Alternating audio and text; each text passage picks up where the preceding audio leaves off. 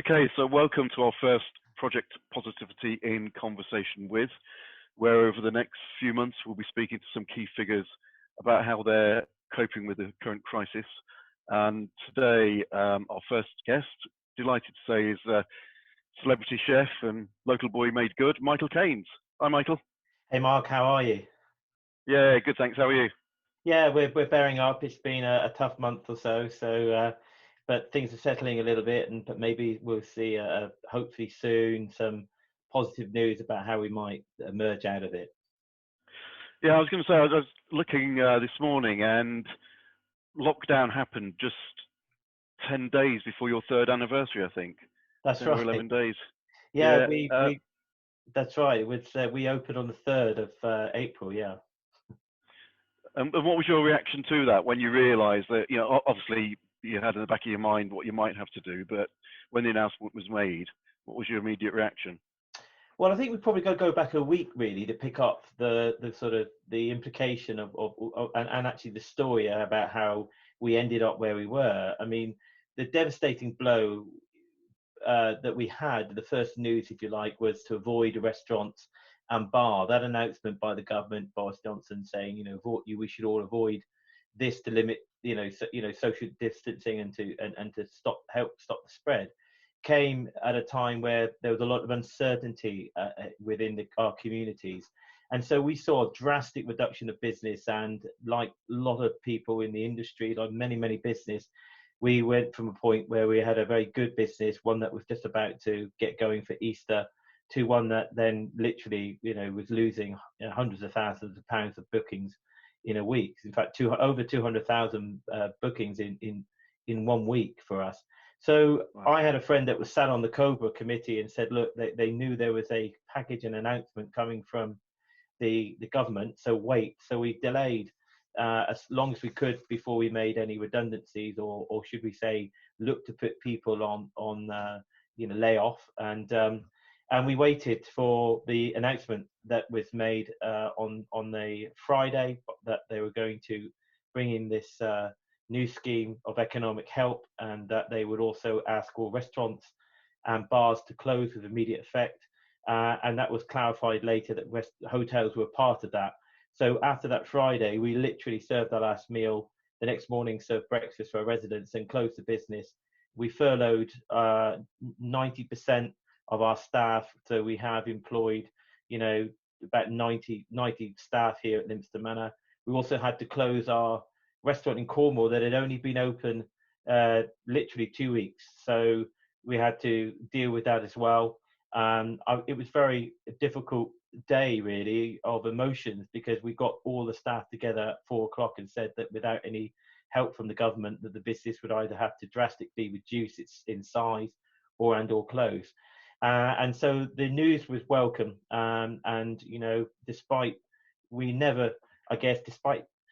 being open almost for 3 years, we never imagined when we opened that we'd have to close again, not for anything like this.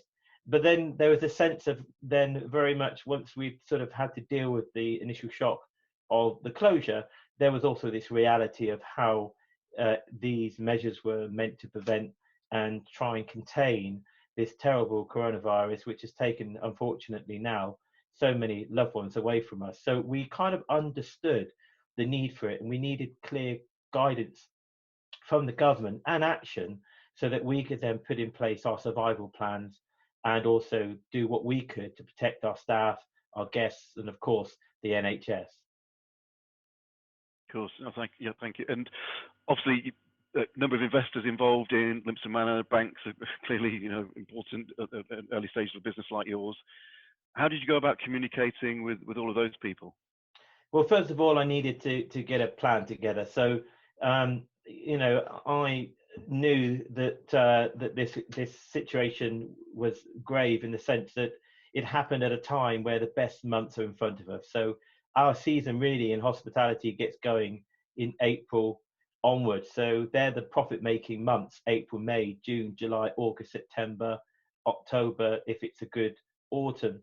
And then we're into the winter months. So in effect, we closed at the worst time, and we are closed during our most profitable months at the moment.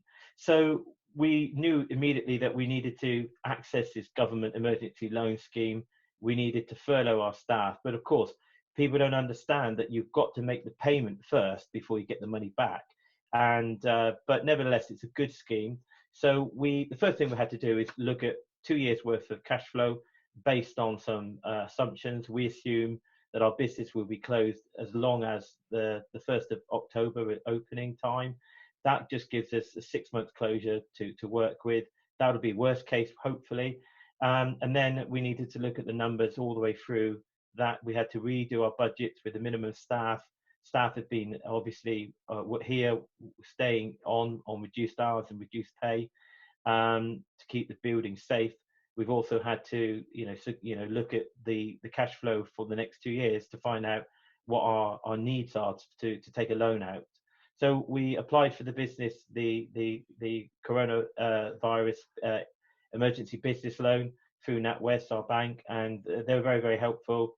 I think that so far the NatWest have given out 70% of all the loans that have been currently given out. So they were very, very quick to react. Our bank manager, Chris Pollard, was meant to be retiring on the 2nd of April and cancelled his retirement just to look after his customers, which is fantastic. But we were lucky we had a very good year in 2019, and that gave us a solid platform for this year to then look at our numbers. And, but quite clearly that even with the furloughed staff, the amount of outgoings that the business is going to need, plus dealing with 2 winters of loss before we then get back into a profit-making position, it means to say we've had to take a considerable loan from the bank, which is 80%, guaranteed by the government. But nevertheless, we still need to pay that back if we take it within 6 years. So we get 12-month interest free. The interest rate on that is just above 4%, so that's higher than you would get with the bank normally. So what we're looking to do is take that, because we took that immediately because it was free of a fee to apply for, interest free for 12 months, and then we're going to then have to bring that into our overall loan capacity of the business over 20 years to make the cash flow payments once we reopen much more manageable. So we put together a plan. That plan I then communicated to the investors and then told them what we were doing. But I think it's really important for our point of view to secure that funding. We can review that funding in August. The loan scheme's open to September. If we need to extend that or pay it back, we can. But I think what we really need to do now is, once we've communicated that to our directors and our staff, know what's going on, that we've been able to secure funding for the business for the foreseeable future. Now we're sort of trying to look at the potential, I guess really hard to say, but there is, the plan of reopening, what that might look like. Will there be social distancing involved? I would assume that restaurants and bars would be some of the last businesses to open. Hotels might open with some restrictions, and we're lucky that we're part of Relais and Chateau, and so we're able to speak to colleagues in Spain, in France, even in Asia, who are already coming out of this or looking to come out of it.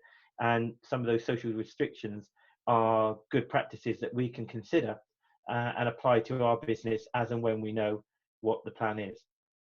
Yeah, I read in the Financial Times today that 3/4 of restaurants say they probably wouldn't survive. These are chain type restaurants, I guess, high street restaurants, if they have to open and operate with social distancing in place.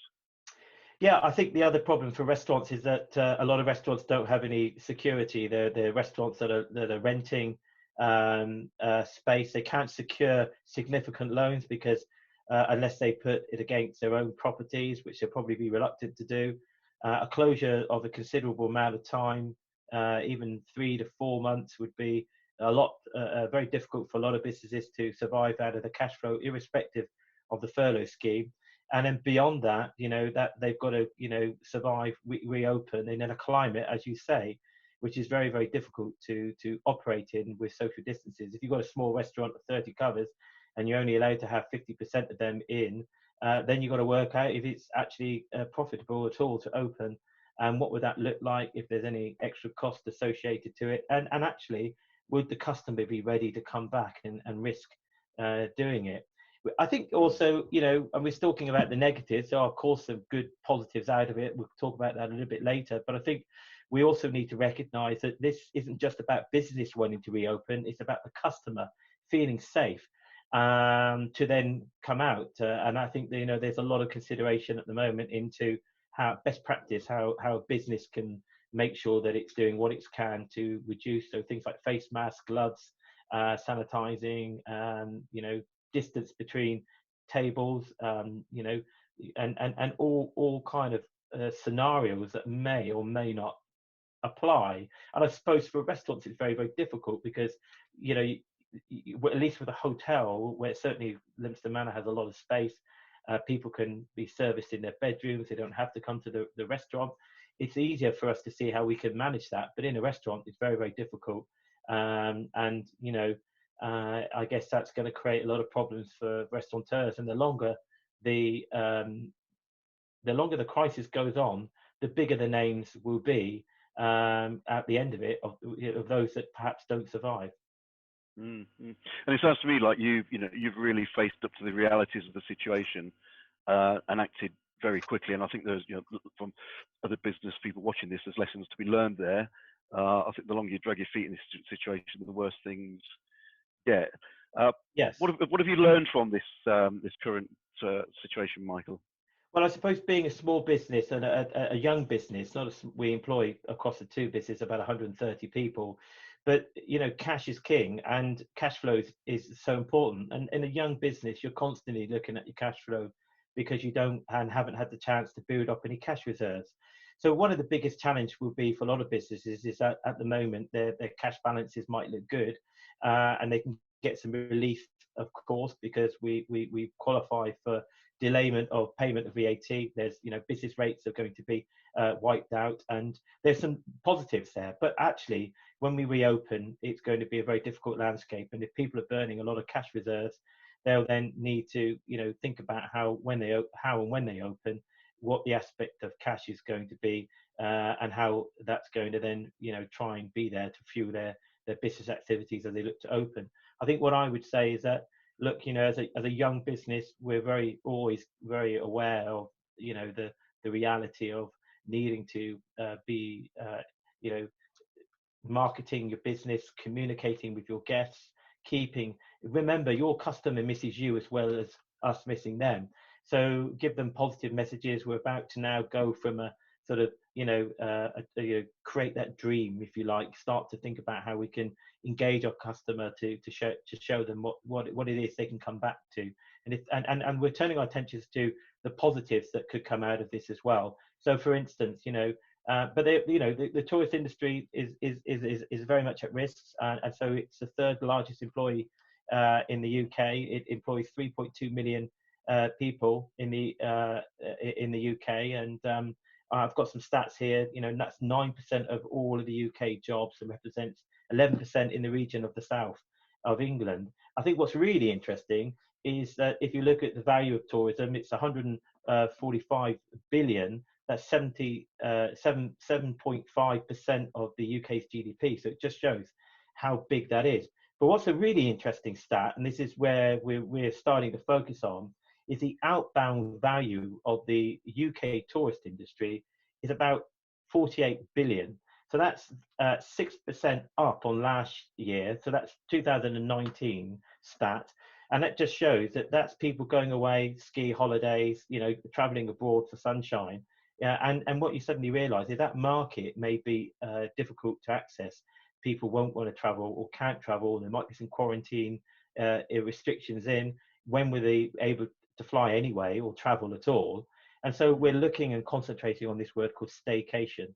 So I think what we'll see, of course, and despite the current pain, and if you think of the current pain, it's not just tourism, it's also suppliers, people that are affected in terms of the related industries for hospitality. But if we actually think about that potential market of outbound tourism now coming into the UK, that could be an opportunity for us to benefit from. But the caveat there is, of course, this word called social distancing. So we've got to go back and be philosophical and also realistic that until we get a vaccine, there will be no going back to normal for a while. And so we just have to be adaptive. We have to be creative in terms of some of the solutions. We have to think about how we might still be able to operate whilst protecting the core value of the business.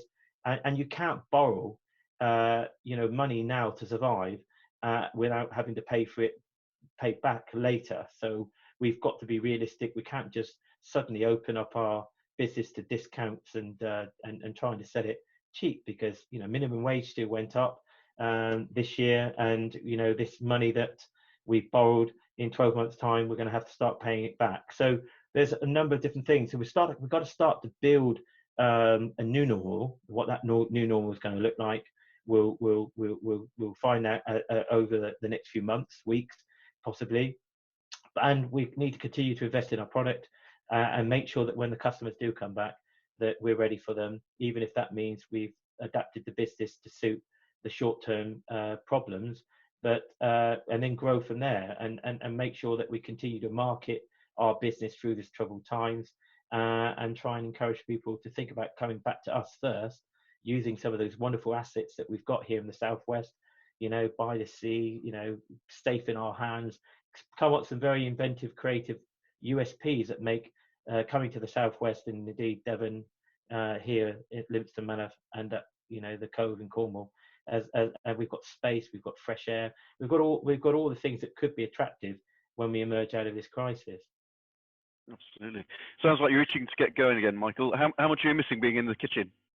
Well, I was almost tempted to put on a chef's jacket rather than the hoodie, but and then I would have said it's probably the first time I put a chef's jacket on in a month. But right. I tell you what's really interesting is that I feel a bit lost not having that core business. I'm still busy. I still work 5 days a week. I'm still in here, a good amount of time, 10 hours a day. But they're working on the survival, plans of the business and the marketing plans, and emerging out of this crisis kind of planning, and cash flow, and all the other things that you've got to look at. But the soul feels like it's being ripped out of me, and the fact that you can't, entertain your guests and cook and be and doing the thing you love, it can be quite difficult. But that said, we're now thinking out of that sort of survival mode into interacting with our customers. We'll be doing some video, helping charities, getting involved with great causes, trying to bring things to get together. We work with the Lord Lieutenant of Devon, sit as a DL, talking about how we can help charities, as well as NHS food charities, Food for Heroes. We've been involved with that, trying to get that going, and various different causes, and also at the same time looking after our existing staff that are on furlough, some of them that have been trapped here at the property because they can't get home, and just keeping myself busy with other things, as well as working on Exmouth project, which is obviously stopped but is likely to start up again soon. So we now need to relook at that. And so there's plenty of things. So as we move out of one phase, we're going to a new phase, and then out of that mid phase, we'll then start to think about that reopening phase, and trying to galvanize a strategy out of it as and when things become a bit clearer. But it's impossible to plan when you don't know what's in front of you. So you can just think of a few scenarios, and then so you might start to imagine what it might look like, and put some planning in place. And even if that means, if you're looking ahead of a crossroads, do you go left, right, or straight on? Well, I think it's going to be a lot more complex than that. There's going to be a lot of various different directions to go in, and each business will be affected very differently depending on what sector they're in. And I think hospitality in that regard will be very challenged when it comes to social distancing, things like spa and beauty. These are things that will also be affected. And so I think we just got to look at the medical evidence around it, and in terms of protecting. Clearly, we need to also continue to protect the NHS and the spread of the disease. And it's no good opening up and then the disease flaring back up in the autumn and winter and having a double closure, because that would be, I think, worse. I think I'd rather sit closed for a little bit longer to make sure we could past it and got it under control, and then look for an opening beyond that date, and then slowly get back to normal. But we have in effect written off 2020 from a business perspective, and so really from a long-term perspective, we're already looking at 2021 to see what we can do to build from there. And anything that we get in 2020 will be a bonus for our cash flow, and that's only if it's feasible to open up and make sense to do so. Yeah, that's some really wise words there, Michael. And I think, as with you, with our business, I think the key really at the moment is just to keep that momentum going. Just to, keep the ideas flowing. Look to the future, make plans, even if you have to rip them up and start them again the next day. But just keep that momentum going. Yeah, and I think another thing is keep communicating. Even I had a call with Richard Marsh this morning from Coastal Recycling, and just to say hello. And you'll be surprised that even though it's a completely different business model, it's going through very similar challenges.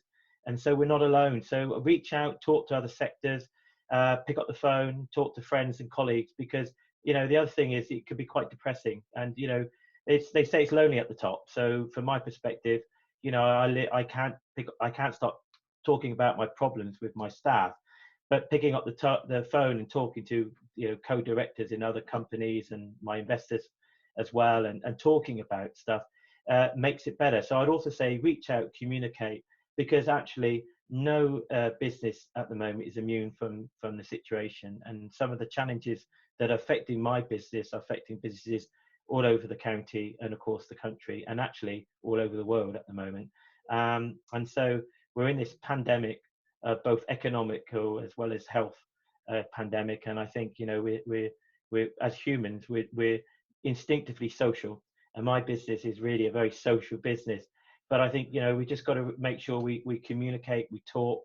This is a great project, and that word positivity is so important. Project positivity, because despite this challenge, knowing that we're not alone gives us, a little bit of relief, but also knowing that we can talk and share ideas and also come up with creative solutions together is also important. And I think that's another factor that shouldn't be lost.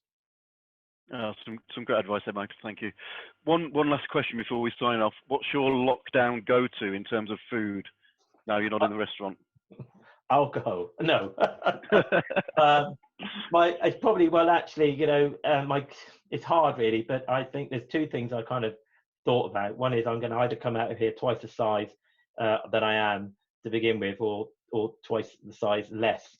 So I decided that I'll keep active, and so I'm doing a little bit. I'm running every day or riding my bike, just because that helps deal with mentally with some of the challenges.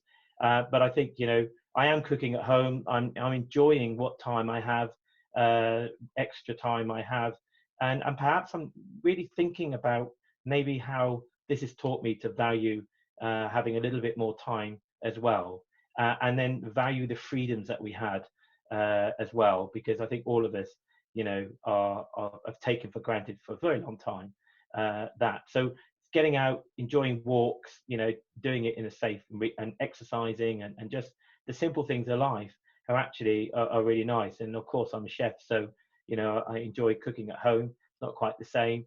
It's like a bit of a busman's holiday, but at the same time, I realise as well that simple things, getting out in appreciation, the countryside where I live, it doesn't cost anything, but actually it really does take your mind from the stresses of the crisis, but also life in general. So probably I just learned to slow down a bit, because I have to, and appreciate what I've got, because there are a lot of people out there that, even though it's tough for us, it's even tougher for families out there who are living off of food banks and perhaps losing loved ones. And so there's always spare thought for those people that are worse off than us.